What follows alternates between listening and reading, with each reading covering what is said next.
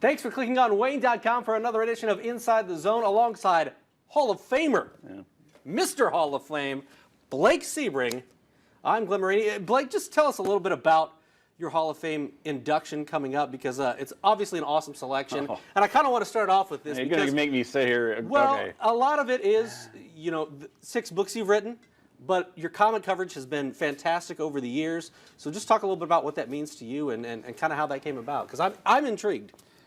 Well, I'm not actually sure how it came about. I mean, I've nominated people for the Hall of Fame, and I just kind of surprises everybody. I mean, they told me in August, you really want to mess with somebody's head, tell them something like that in August, and then you're not allowed to tell anybody.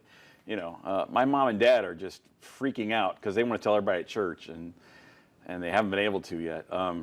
It's going to be April 12th in Indianapolis, and I don't know the rest of the class yet. They've kind of kept it separated up to this point. They're going to announce the rest in February, and it's just been overwhelming. I mean, I can't look at Facebook right now. I get too emotional. You know, I mean, all my kids, the kids I've helped over the years and stuff, they're writing me letters and things, and it's just too much. I can't do it right now. Yeah, you know? Indiana Sports Writers and Sportscasters Association, obviously. And Bob Chase is going to present me, which you can't do it better than that. You know, I mean, it's. I just think, you know, to me, the Mount Rushmore Fort Wayne is Bob Chase, Bud Gallmeyer, Len Davis, and Hilliard Gates. And it's like, okay, now where am I supposed to fit in this? I mean, that doesn't make sense to me. I mean, that just doesn't compute. And to be considered with those guys, just to be considered with those guys is amazing. Well, it's a well-deserved honor, Thank and you. people have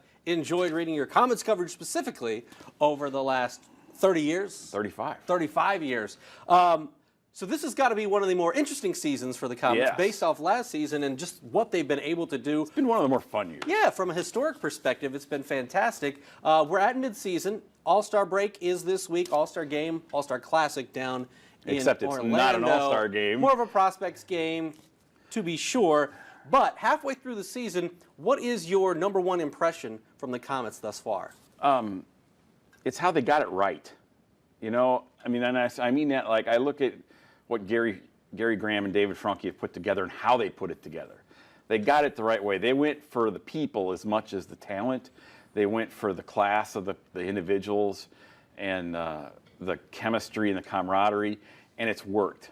You know, to go 38 games without losing back-to-back in regulation is just, it's never happened before. In 63 years, there aren't that many things that have never happened before to the Comets, you know? And that's one of them. I mean, it's just amazing how they've done it. I mean, so many times, you know, somebody would get hurt and they'd lose a game. You think, oh, here we go. And they somehow fight it off. And it's just really been fascinating to watch how different guys every night, you know, you think about all the guys that have been players of the week. I mean, and the MVP is probably Pat Nagel, and he's never gotten it, you know? I mean, but there's been 8 other guys, it seems like, who've all gotten it. It's just been fascinating to watch. Well, that was my next question. Who's the MVP? And I think even though he hasn't been here the last couple of weeks, you can easily make a case for Pat Nagel. 17 wins, 91% save percentage. I mean, he's been fantastic. But outside of the goaltenders, who have been the most important people? Who would be the MVP if you had to take Nagel out of the equation? Oh, boy. Well, let's look at who should have been in the All-Star game. Sidlowski, James Martin, definitely.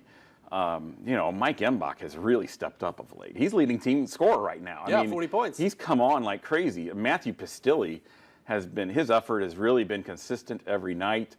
You know, Drew Daniels is leading the league in plus-minus. And he's like one of those guys you never notice, but he's never making the mistakes either. It's like, I would want to play with that guy, you know? I mean, because he's going to make you look good. There's just so many guys that have stepped up at different times. It's really been fun to watch. Who, in your eyes, has been the biggest surprise for the Comets thus far? Oh, it's got to be Eric Fye. I mean, that kid, I think we're going to be watching that kid in the show someday. I really do. He needs 10 more pounds of muscle, maybe 15, but he's so smart and he skates so well. And he's got fantastic hands. He's Mr. Five-Hole. You know, I mean, he's just so much fun to watch him grow to this point in the season so far. I just think he's got all kinds of potential. The guy from day one to now that has made the biggest leap would be who in your eyes? Would it be Fye? Ooh. Drew? No, because they're both really good players. I mean, Drew killed the Comets last year with Cincinnati. I look at Thomas Frazee. I mean, he's really come on the last few weeks. He struggled a bit this weekend, coming back off the injury and such. But, I mean, it's been fun to watch some of these guys get better. That's what's been neat about it. I mean, we're just starting to see Will Lacoste come on. Bartow's he's been a revelation. Yeah, offensively. He's so much fun. He's such a great kid. And I just really like the way he approaches his job. You know, I mean, he sat in the press box next to me for 3 weeks, never said a word of complaint, never criticized anybody, and answered questions honestly. And then, boy, was he ready to go when it was his chance. And he's stepped up and done a great job. Well, this past weekend, Comets invite Al Sims into the building. They beat him 4-2, I'm sure. Kaylee Speaking of Hall of Famers. Yeah, Gary Graham and the Frankies. We're happy to see that. Happy to see him, but happy to beat him more so than anything. And then Saturday, a loss at Kalamazoo, and then a home loss on Sunday to Kalamazoo. So we were hoping to see some momentum, perhaps, from the Comets going into break. We talked about first periods, and that really that happened the first night, and it didn't happen at all the next two. So going into the break, what's the Comets' MO right now? I mean, what is their attitude heading into break, because they don't have the momentum going into break that we thought that they would have as they had the rest of the season? This is when you'd really like to see them have 3 practices, but they got 3 days off, and maybe that'll be just as good. You've got, because there are guys missing from the lineup, you've got some guys who are just trying to do too much, and when you extend and try to do too much, that's when you get caught. And that's what's happening. And they're tight games, they're close games, and they're trying to cheat towards offense just a hair. And they just need to relax and just trust the system and play.